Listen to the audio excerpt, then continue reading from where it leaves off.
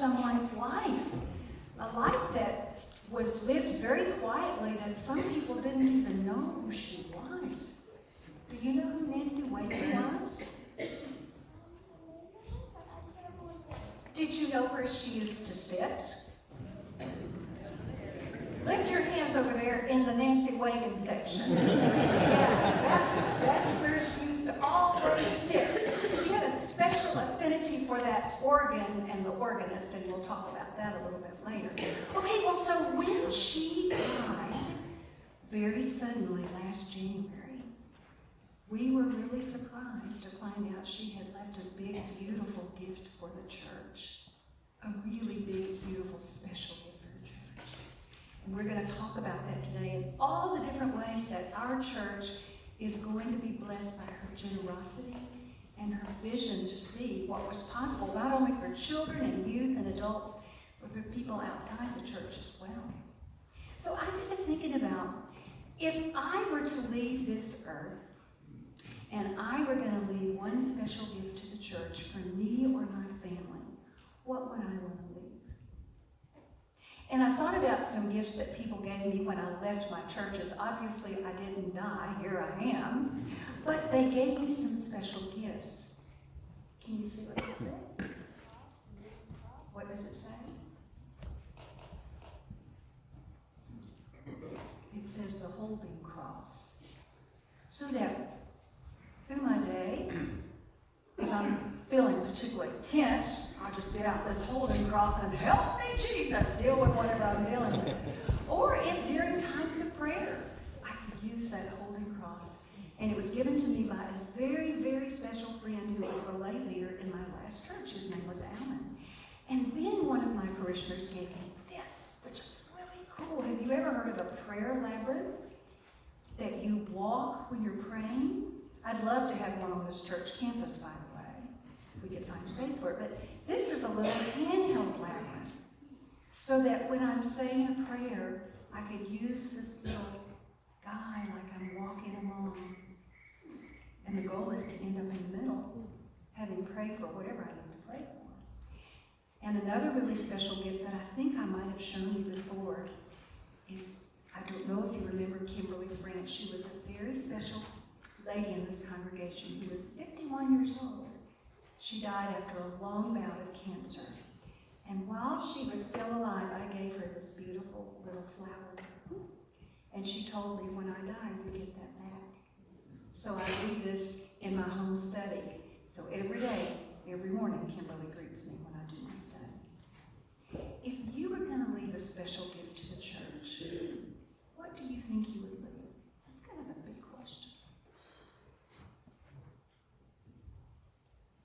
Is anybody going to give up their allowance? Don't have allowance. That's kind of a big question, isn't it? I want you to think about that, because one day you, if you're not already doing that, will be able to bless the church, not only with your gifts of money, but with your gifts of time. Do some of your parents come up here for meetings? Yeah, a lot of meetings. They're giving their time, they're giving their skill. You can give your time, your skill, your thoughts, your prayers. There's all kinds of things that you can do as you grow older. So I want to challenge you now to begin thinking about what kind of special gifts can you give to the church now and later. And you know what your biggest gift is? Your presence. Just showing up. Just being here. Okay? Okay, let's say a prayer. Lord, thank you for these kids. Thank you for their attention. Thank you for their thoughtfulness about what great gift they could give of themselves, of their time, of the money that they get through the years, of their service to the world and to the community. Be with them as they head off to Sunday school, learning more how to love Jesus and how to love the world. In your name we pray. Amen. Thank you, guys. So, is Miss Stacy back there? And Miss Lisa back in the back. Good morning, everyone. What a wonderful day in the life of our church it is today. I'm hoping you can see these slides, but if you haven't read this slide yet, I want to point out two words here, bright and sustainable. Because clearly Nancy's gift to the church is making our future bright and sustainable. I'm not going to click the slides and have a number pop up that has a dollar sign in front of it. You may be disappointed because this has been advertised as a reveal. But I think it's important for all of us to understand the work that's gone on behind the scenes here that leads us up to today. So, I know you can't read this slide, right? But the first thing the church did was form a gift acceptance team. And these are the folks that participated in that work. I'll just quickly go through them. Wade Mosby, who's our endowment chair. Linda Ruwitz, our chair of trustees. Joan Sakaguchi, who at the time was our incoming finance chair. Deb Geis, our lay leader. John Geis, who was on the trustees at that time. Doug Cushing, who was our legal advisor. And Michelle, our pastor. And the idea of this team was... I'm sorry.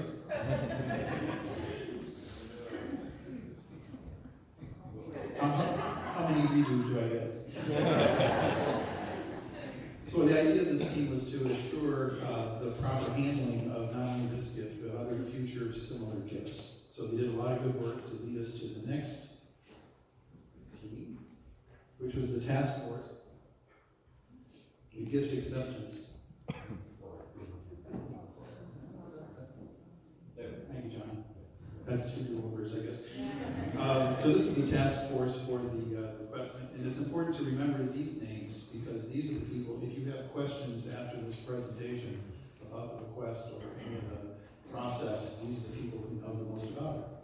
So there are 5 of the people from the prior team, Wade, Linda, Joan, who at this point was the finance chair, John, who is now our SBRC, our Staff Parish Relations Committee chair, and Michelle. So those 5 were retained from the first team to the second team.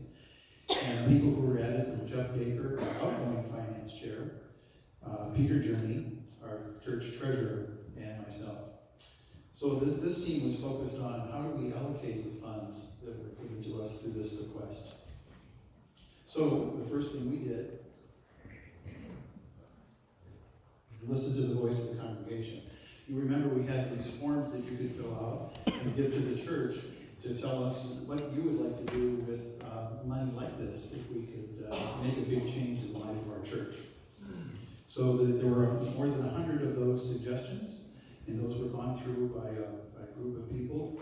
And we looked at the ideas that had the most suggestions, if you will. So here's the voice of the church family. First, increase what we can do in terms of outreach and mission. Very important in the life of our church and our community and the world.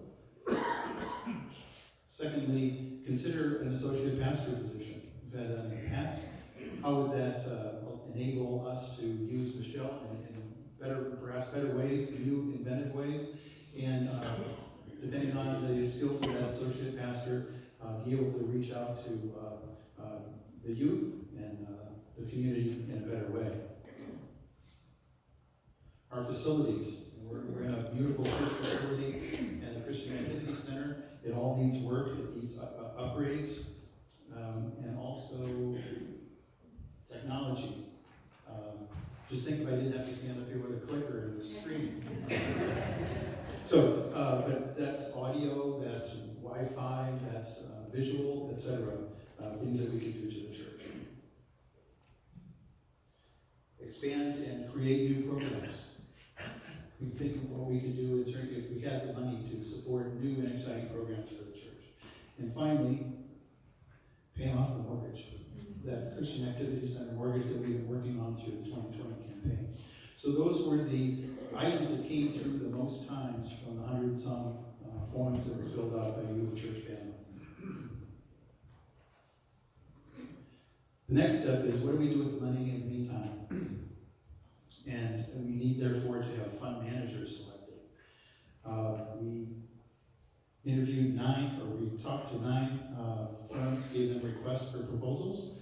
We then narrowed that list to 4 firms, and we selected 2. One is the Northwest LOUMC Fund. That is the group of people who are today managing the endowment money that the church has. And the other group is Deschutes Wealth Management. So those are the people that will be managing the funds in the meantime. So now finally we get to a slide that has dollar signs on it. So this is the amount of the bequest.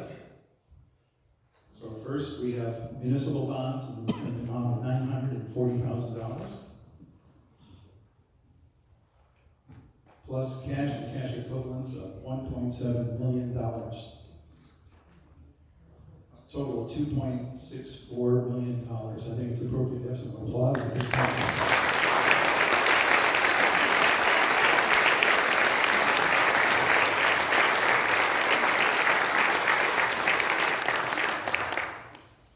As I said, it's a bright day in the life of our church.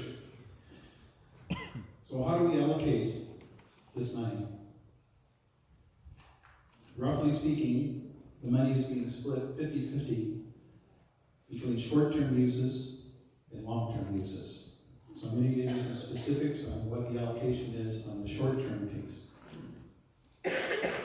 Short-term we're defining as between now and the next 10 years. So some of you might think, oh, 10 years is kind of not really short-term. The other portion of this, the long-term money, is, if you will, permanent. So what are we going to do with the short-term money? How is this going to be allocated? So first, outreach and mission. So Linda Noel and her team will be allocated $265,000, which is 10%, to grow their mission and expand what we can do in the community, in the world, etc. So that's a 10-year spend, but I'm sure they're going to be very busy figuring out how we can grow our outreach and mission program. Next, the associate pastor position. We want to really be serious about the concept of having an associate pastor. Our understanding is that if we choose to have one and find the right person, we'll have to make a 3-year commitment of approximately $80,000 a year, which includes benefits and so forth. So out of this bequest, we've allocated $240,000 to pay for the first 3 years of an associate pastor position if we're able to find the right person. Next, facilities. Again, 10%, $265,000 over the next 10 years to be spent on upgrading the church that we love so much. Technology, $125,000. Again, the Wi-Fi, the phone, the audio, the visual, etc. And lastly, one that's close to my heart, the mortgage match. Programs.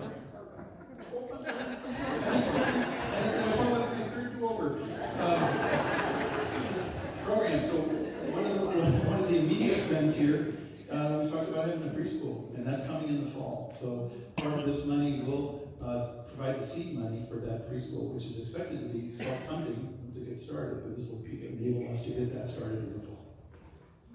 Can I now get to the 2020? Okay, so we have approximately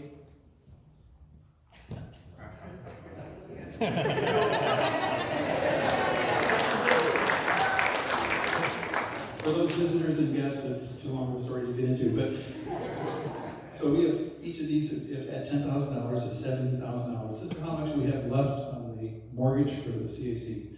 We're coming to the end of the 2020 program. We've elected as a team to have $35,000 of the bequest be set aside so that for every dollar that comes in this year for the 2020 Vision campaign will be matched dollar for dollar. So it'll double the value of what you contribute to the mortgage, to paying off the mortgage. So for those of you who still have a little bit left on your pledge, double the value of what's left. If you've already paid your pledge but would consider giving more, we'd love that too. If you didn't have an opportunity to participate before, now's your chance. Again, dollar for dollar match on the mortgage. Let's get rid of this so I don't have to bring these around in my pocket anymore.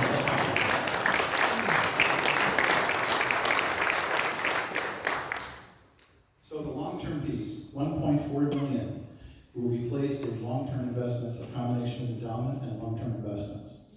The importance here is that if our fund managers do their job and they can deliver 5% or more return per year, this will generate between $85,000 and $100,000 each year that the church can use without touching the principal.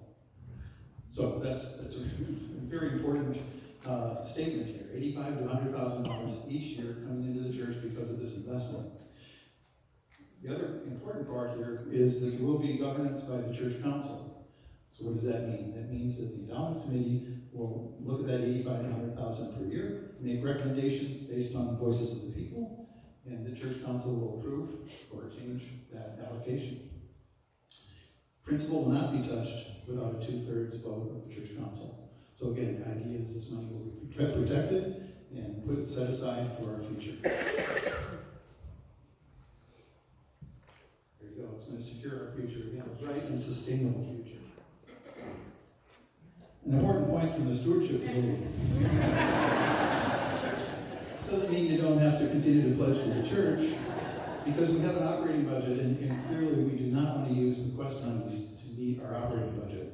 So please understand, this gives us an ability to do way more than the church needs to do, or does do on a regular basis. So please honor your pledges, continue to be faithful, and pray about what you can give to the church on an operating budget basis.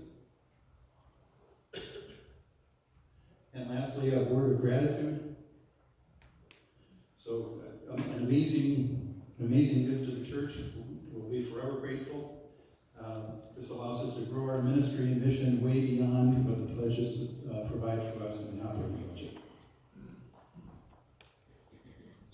And people will say, amen. Thank you very much.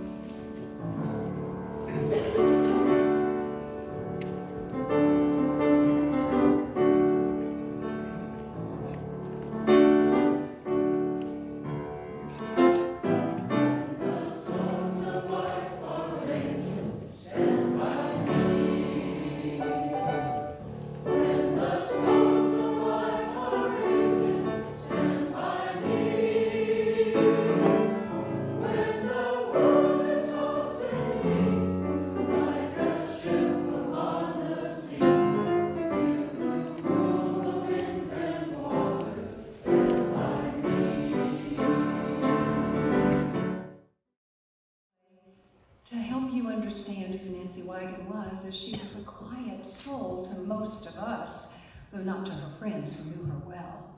It seemed to me the best thing to do is, since Nancy didn't have a eulogy and didn't want a funeral, that this service would best be attended to if her friends who have known her best of all shared.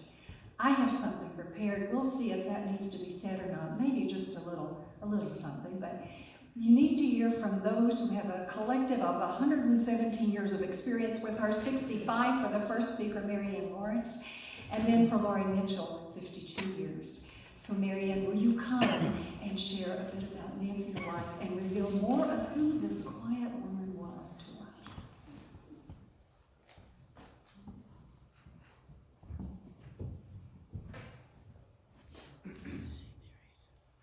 Good morning. Good morning. As was said, I have been a friend or was a friend of Nancy's for 65 years. We met in Kansas City, and at that time, our husbands, she and I all worked for Hallmark Cards.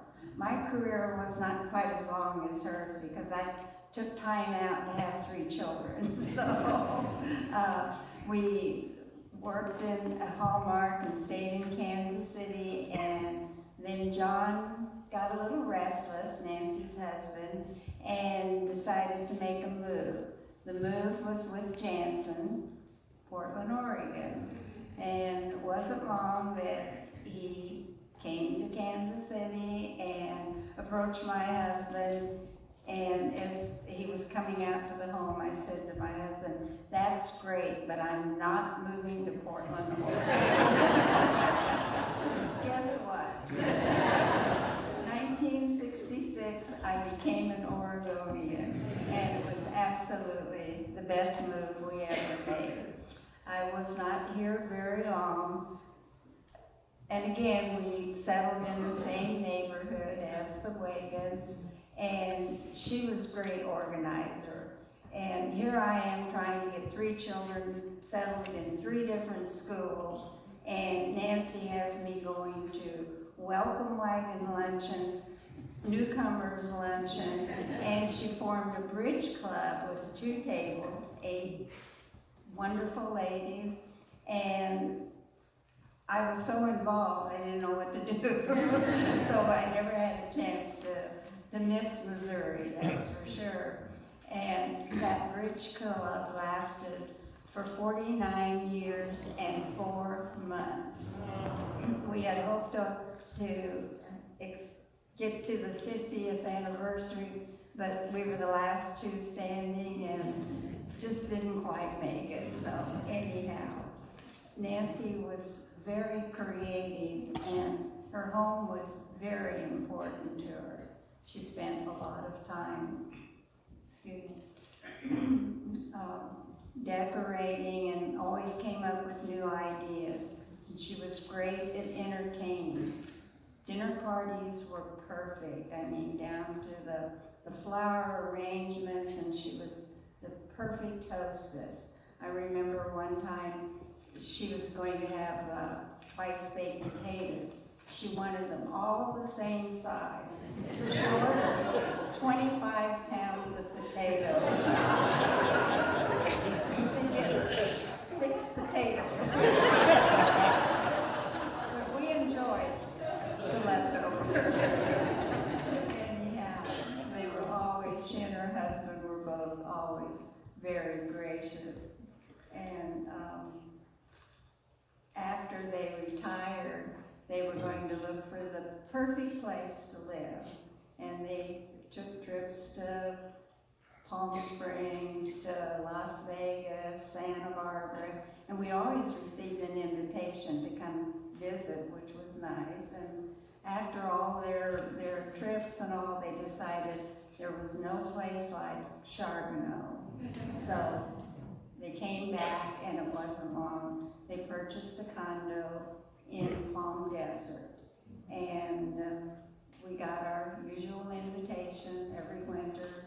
Went, had a great time. They did everything to try to make their guests comfortable. And Nancy loved breakfast. And one thing I might add is, she told me one time that she never came to the kitchen in the morning that she wasn't fully dressed.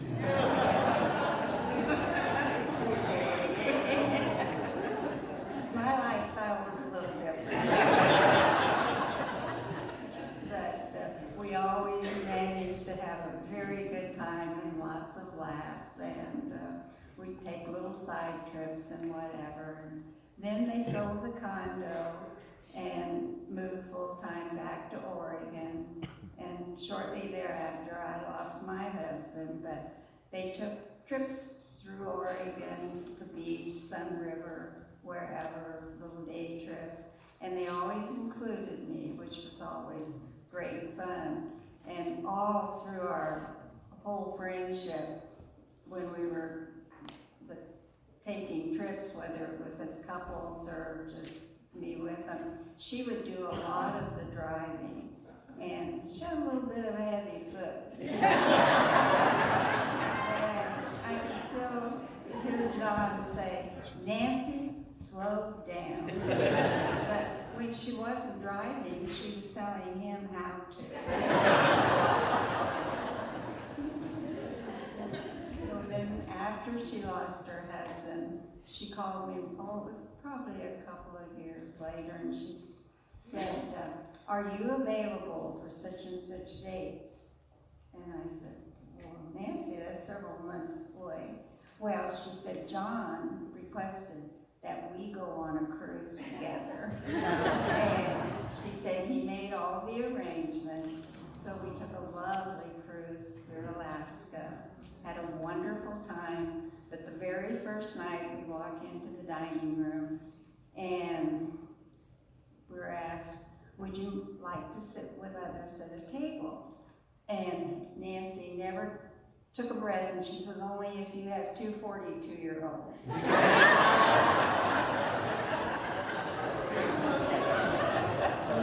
Anyhow, needless to say, we never found 2 42-year-olds.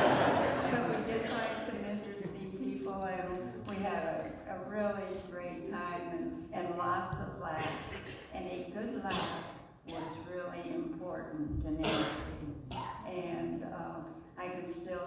her sometimes is this little giggle and tears running down her cheeks. And sometimes I would think, what's so funny? Whatever. Anyhow, then after she lost her husband, immediately, every night at 8:30, my phone would ring, and it was Nancy. And we just chat, and even if I would tell her that I was not going to be home that night, she would still call and leave me a message, and it was always her last words, night, night. Talk to you tomorrow. And I guess a true friend is a real treasure. And I had one in Nancy for 64 years. I feel very fortunate. Thank you.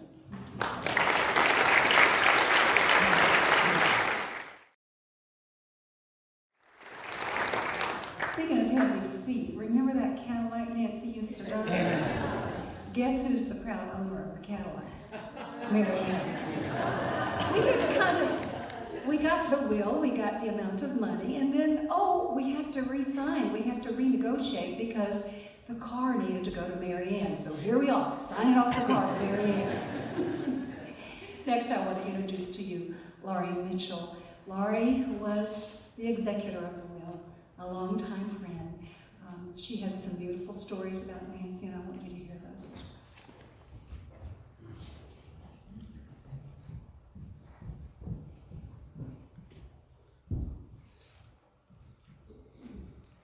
Well, good morning. Good morning. This is a day of celebration. And Mary Ann's the sweet one. There's always a balance in friendship. We derive from different friends, different things. Mary Ann's the sweet one. I only knew Nancy for 52 years. But first of all, I want to thank the church, and I want to thank you for your day of appreciation and celebration. I want to thank Pastor Michelle for her patience with me and to make such a special day. I want to thank William Barnett.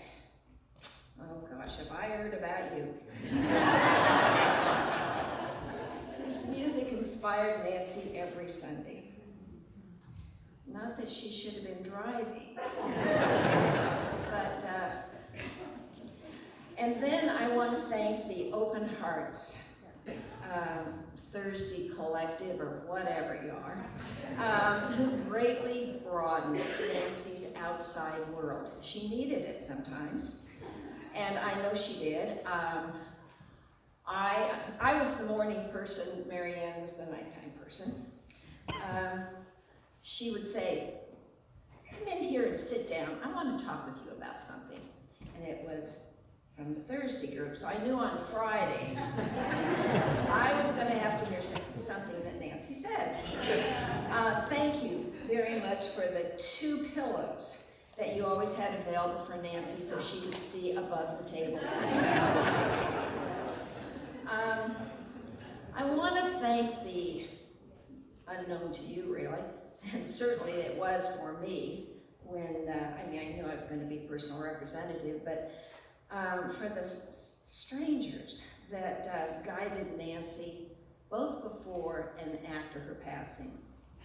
The Canby attorneys, Reif and Hunsaker. I didn't know those people. I had never carried out the wishes of someone that wasn't a family member. They made me far more appreciative of the work and the trust that they have to do, especially in estates like Nancy's.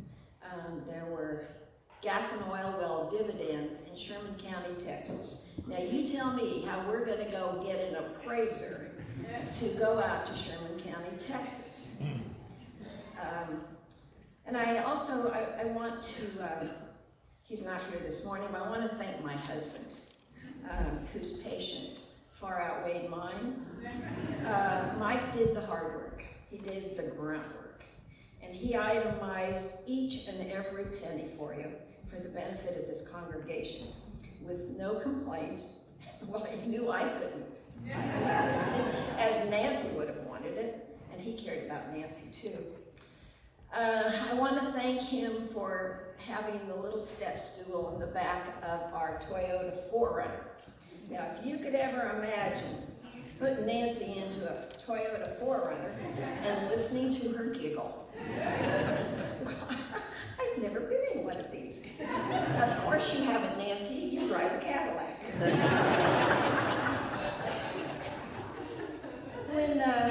Now I want to thank my family for their patience. My family has known Nancy. I met her, like Mary Ann, but later, when my then husband worked for John Weygint at Jansen. You cry, Susan. I have one of my daughters with me today. And John actually named the younger daughter. And that's the reason my younger daughter's name is Karen, is because John Weygint said it was going to be Karen. And I want to reflect back, however, to Pastor Michelle coming to our house and saying that the message this morning is going to be from 1 Corinthians 13. Did you get my letter? If you happen to look at the front of your bulletin, she already had it on there. Did you get my letter? She and I didn't talk about this at the time, except that she said that was the message for today. Well, Nancy was fastidious about communications, letters, and cards.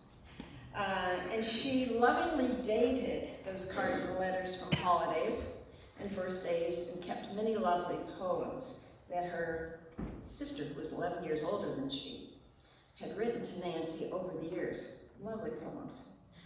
And I like the idea in my going through Nancy's communications, seeing that John and Nancy kept the same cards year after year for one another, and then would re-gift them back and forth and write a message. But they had to be Hallmark. She would turn the card over, Hallmark. Well, I combined those. They were strange, I didn't know the people from her address book, didn't know how recently some of them had known Nancy, but I wrote and sent out a card for everyone that was in that address book, notifying people of Nancy's passing. And did you get my letter? I received a letter. And the letter I received is from someone in your congregation. I looked immediately because I had to.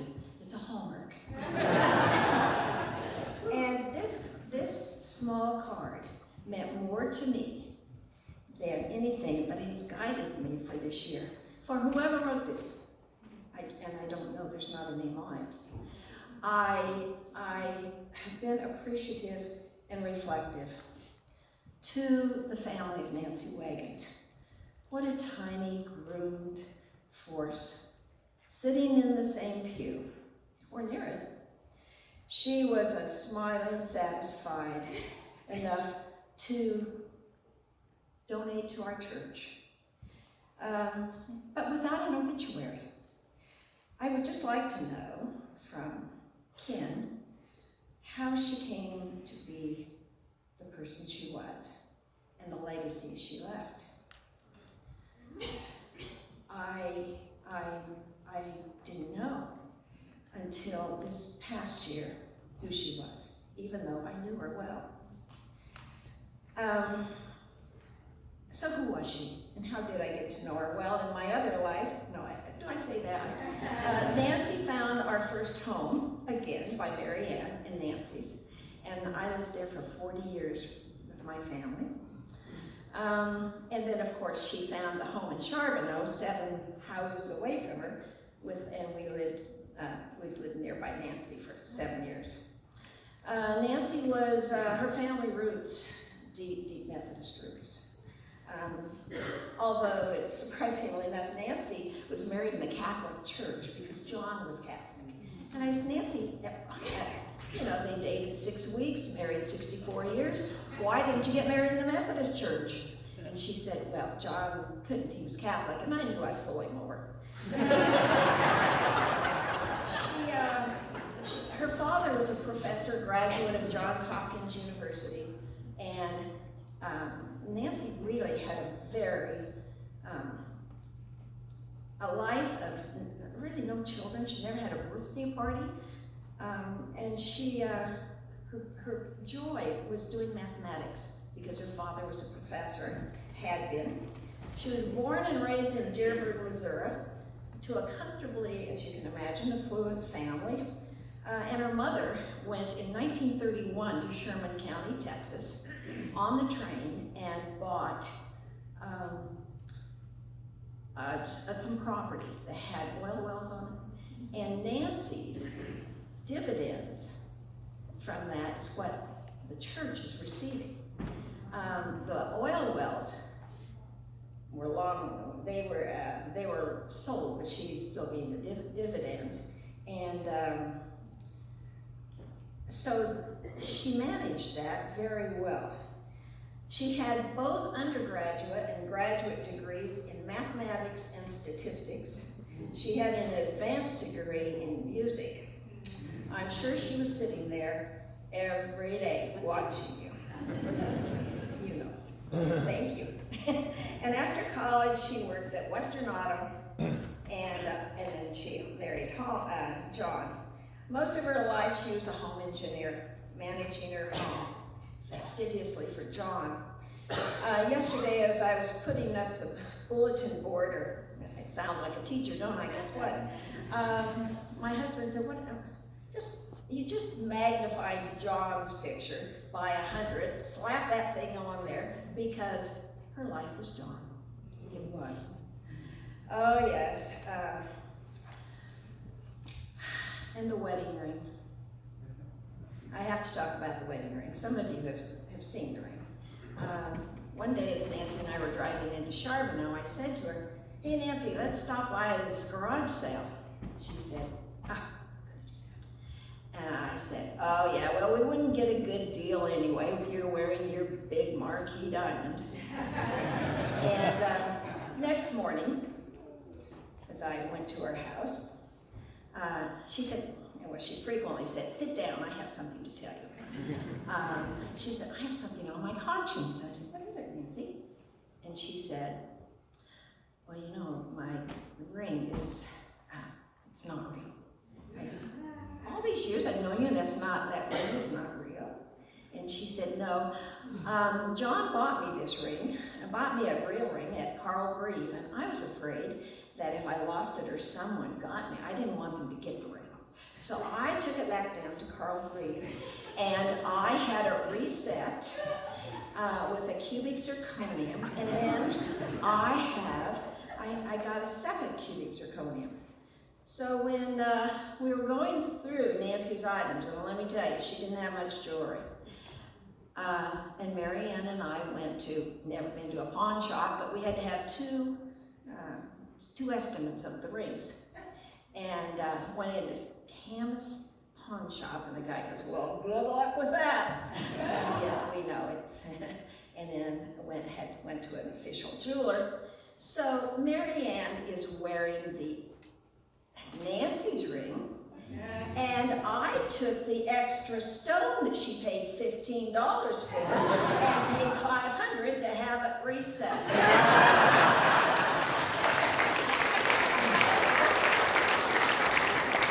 And the other piece of treasure is a little tiny pair of scissors that Nancy got. She said she got on a train between Dearborn, Missouri and Kansas City, and Nancy loved to sew.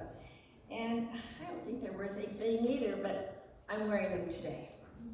And let's not forget John. She and John, they had this wonderful relationship. He did not like dogs. and they never had a dog in their house. Nancy never had a pet her entire life. I said, Nancy, you must have had a pet. She said, I feel like I got cheated. I said, well, if I'm going to walk down to you, see you every morning, I have to be walking the dog. And initially she said, well, what do you feed him? And I said, well, Cheerios. And when we cleaned out Nancy's house, there were 8 boxes of Cheerios.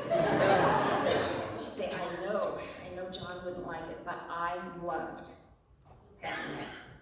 At Oswego Grill, she was table number 33 even after her husband John passed. That was their table. Nancy's life was John. She loved chocolate cake. Please have some. That's the reason it's chocolate today. She loved Folgers coffee because she briefly had a date with someone from Folgers. and she loved her garden. So, thank you. Who was Nancy Weygint? She was that little fastidious gal that always sat in the same pew and who didn't share always openly with everyone.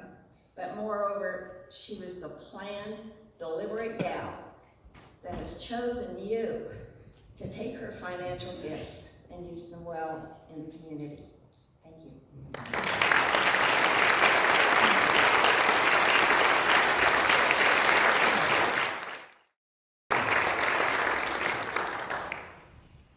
As promised, I'll just seal up what these gals said best of all. As we conclude this day, our series on the letter to Paul's church at Corinth, it just so happened that my first one-on-one encounter with Nancy is when she had just finished an open heart session, and she pattered into my office. You know the way she did. She pattered into my office. This must have been about September of 2017, shortly after I arrived. And she said to me very pointedly, "Did you get my letter?" And I said, "Ma'am, do you mean the letter that was originally written to Steve Sprecher, and then came to him by way of Dan Wilson Fay, and then came to Rolf Granite, who left it in a big envelope for me, that letter?" Yes, I got that. The letter that you said that you and John had no heirs and that you wanted to leave all your estate to the church, about $2 or $3 million when it was said and done. That letter, Nancy? Yes. Did you get it? Yes, I got it. And on behalf of the church, I squealed and said, "We are ever so grateful for your generosity and for your vision. Now, you're not planning on going anywhere soon, are you?" And she said, "Well, no, but you just never know about these things. But I wanted you to know personally that my offer is still good if you want it." I said, "Oh, yes, we want it. We want it." She didn't really want to focus on who she was and her gift and why she gave it. She wanted to put the spotlight on me, which I tried to abruptly turn off. That was who Nancy was. Above all, in Paul's letter that Gloria read to you this morning, this letter that we can script for wedding nuptials because it seems to work, and that we're so familiar with and think that we understand the context, was not the context at all. Paul wrote it to a church that was fussing and fighting about power and progeny and position. But what he encouraged them to do was admonish them to a place of humility, to understand that they were all equal to one another, and to a reminder that if they gave anything that they had, even all that they had to the poor, and they didn't do it in love and with generosity, they gained absolutely nothing. Love was not proud. Love didn't boast and wasn't self-seeking. And so, this is the Nancy that we celebrate this day, who has given us this gift unselfishly. And what she wrote to us really was a love letter, and a letter of trust with unspoken hopes and dreams for how we would use and invest our monies wisely.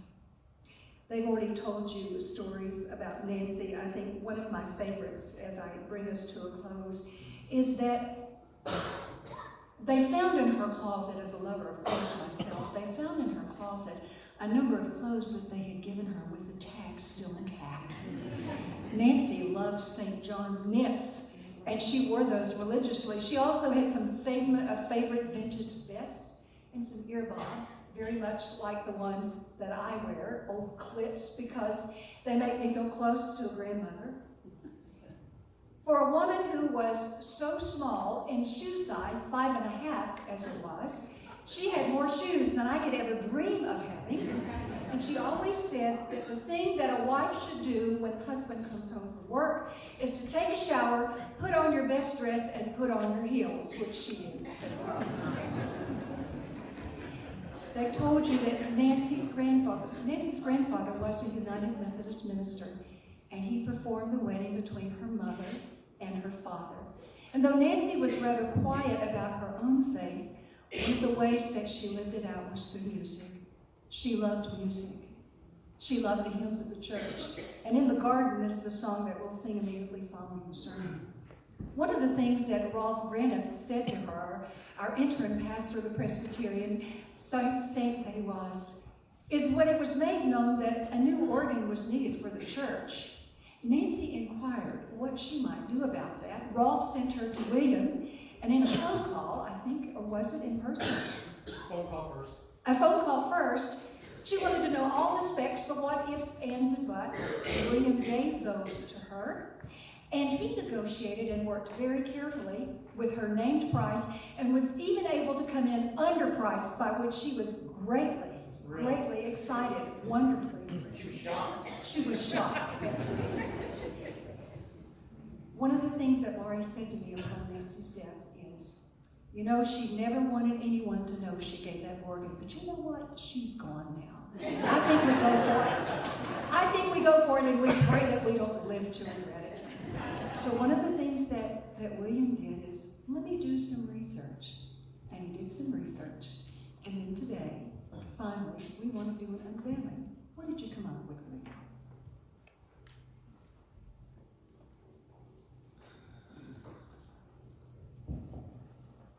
As those of you who knew Nancy at all, you know how intensely private she was. You've heard from her friends. So my first Sunday when I met Nancy officially, she came up to me after the posting, and in her tiny little hand, grabbed both of my hands, and she said, promise me one thing. As long as I am alive on this earth, you can't leave this church. And of course I thanked her for the sweet comment, but there was a deeper meaning behind that, because what Nancy later told me was, her worship really came through music. That was where she encountered God. And she said in me, she thought she found a kindred spirit. Someone who also worships through music. But when the time came that our former organ was failing, in fact, choir may remember a couple Sundays that it just stopped in the middle of worship. I got the surprise call from Nancy. And the first thing she said is, if you breathe a word of this to anyone, I will haunt you till the end of your days. So she asked me what we needed, how much I thought it would cost. And she said, do whatever you need to do. Here is my top limit. And she said, I expect you to spend every cent of that to get exactly what we need that will last us for at least another 30 or 40 years, like the last organ. She was in disbelief when I came in $40,000 under what she said her top price was. But again, I had to make her the promise that I would never breathe a word to anyone. In fact, I think only 3 of us at the time knew she was the one who had gifted the organ. I made that promise. But I think she would understand today that we celebrate her gift in many ways, including the gift of continuing music for this church. And so I thought one way we can honor Nancy is, I know it will be difficult for you to see where you are, but I had a plaque made that dedicates this organ to Nancy. And dedicating it for the worship and the glory of God, because that's why she gave it, and that's what she told me. She said, I'm not giving this to get a reward from the church. I'm giving this because I think God wants me to do this, and this is how I love and I honor God. And so I encourage you, either today or in the next few weeks, to come up to the organ, take a look at the plaque, and remember Nancy with thanksgiving for what she's given to us.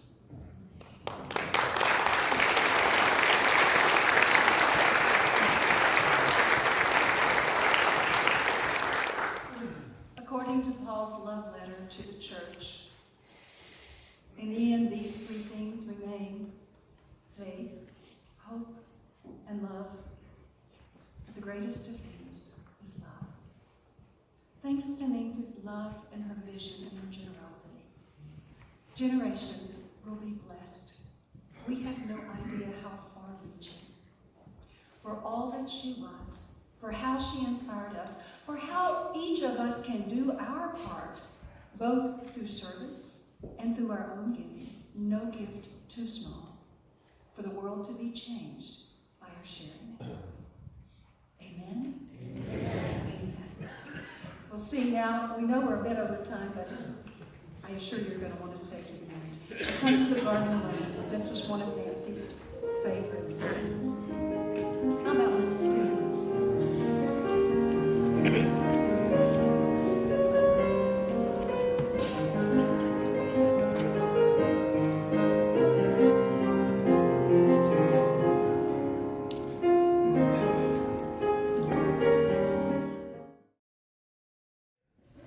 Remember when we talked about suggested distribution of monies and some of the things that you had specifically asked for?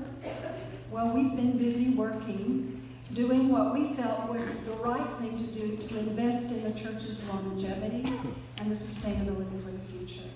And now John Geis, the chair of the Staff Parish Committee, has a special letter to read to you from our district superintendent. So to me, some church worship services are sort of like a light brunch, except for the sermon, of course. Some are sit-down dinners. This is a banquet. And I'm going to be bringing you some dessert before the chocolate cake.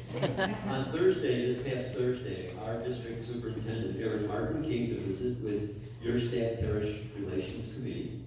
And she brought along with her a young pastor who was full of energy, full of ideas, full of the Holy Spirit. The next day, we received this letter from Erin, so I'll read to you her words. Dear members and friends of Lake Oswego United Methodist Church, greetings. Today it is my joy to share the good news with you that it's the intention of Bishop Elaine Stavowski of the greater Northwest area to appoint Reverend Jade Dunkerley as your full-time associate pastor at Lake Oswego United Methodist Church, effective July 1, 2020. We have an associate.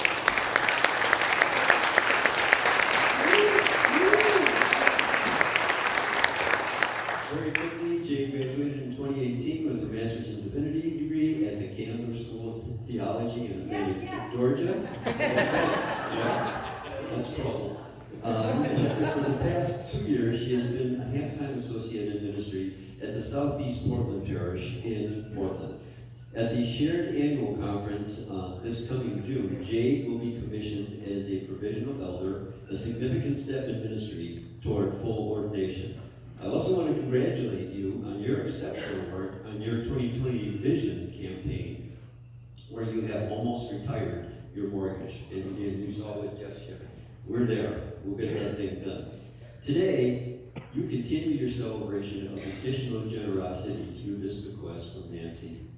And Pastor Michelle and your Staff Parish Relations Committee have been praying and discerning the opportunity to multiply our ministry, our capacity, to move deeper into the Lake Oswego community. Pastor Michelle and your SPRC agree that the time is right, and Jade will be an amazing addition to our team here at Lake Oswego. Jade brings with her many gifts, both in traditional leadership, through her experience in ministry programming, preaching, and worship. But she also brings innovative leadership through asset-based community development and community organizing. She will be an immediate strength. She'll hit the ground running to the broad and creative work at Lake Oswego United Methodist Church. My prayer is that you will fully welcome into fellowship Reverend Jade and her husband Jeffrey into our family. The bishop, the cabinet, and I will continue to hold you in our thoughts and our prayers in these coming months as you prepare for this exciting new phase of ministry together. With blessings, Reverend Erin Martin. If you have any issue, any concern, any question, just come to talk to me, talk to Pastor Michelle, or any of our members of the Staff Parish Relations Committee. But if you are as pumped as I am about this, let's just go around high-fiving for the next couple of weeks. Okay? And the people of the Lord say, Amen. As we close our worship out, I'll invite you to stand. And let us lift our voices to God with a Here are our praises. So let us sing together. Words are in your bones.